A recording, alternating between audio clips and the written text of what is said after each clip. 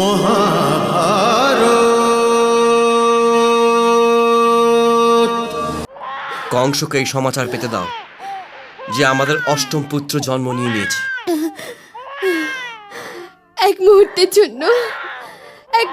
জন্য অতিথিকে আমার কোলের মধ্যে থাকতে দিন আর্যপুত্র। আমাকে প্রাণ ভরে দেখে তো নি। দেবকী, ও কিন্তু ক্ষণিকের অতিথি নয়, এ আমাদের অষ্টম পুত্র। ও এই কংসকে নাশ করবে।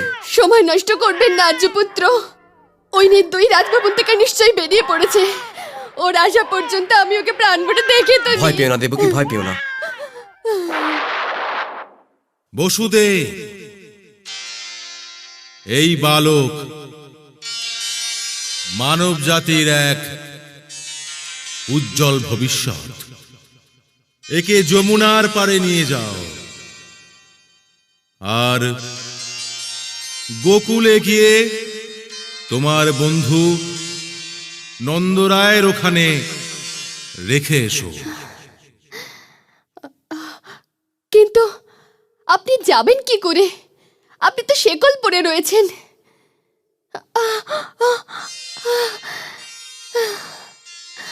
দেখলে দেবকী, ভগবান আমায় শৃঙ্খল মুক্ত করেছেন। কিন্তু আপনি এই লৌহ কপাটগুলোকে কি করবেন? কংসের দ্বারপালদের কি করবেন? আমি আর কি কিছু করার? যিনি শিকল খুলেছেন তিনি দ্বার রক্ষিতের ব্যবস্থা করবেন আর দরজাও খুলে দেবেন।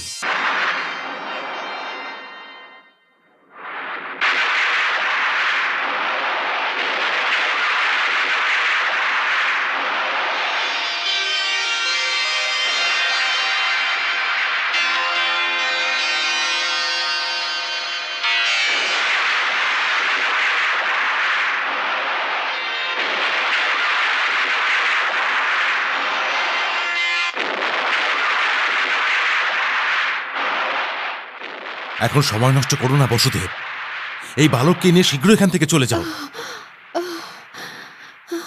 দাঁড়িয়ে আছো কেন? যাও, তাড়াতাড়ি করো বসুদেব।